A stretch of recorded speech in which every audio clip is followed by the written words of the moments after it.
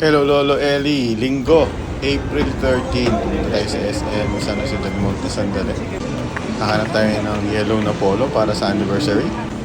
At wala tayong nakita. Sa surplus, sa department store, sa bench, sa pen shop. Pero, ayan, pumunta din tayo sa surplus. Wala din. Kaya, ang ginawa natin, ayan, lakad-lakad. Nagpaano nga pala si Matt, nagpa screen protector para sa kanyang bagong Samsung A56 5G. At kumain tayo sa Kenny Rogers. Kaya nagastahan doon tayo. Wala naman tayong nabiling polo. Uwi na. Ayan si Sadie, si Matt, si Sean, si Mami, ako. Ikaw pala. Lolo Eddie. Tapos ano pa? Kumain din tayo ng...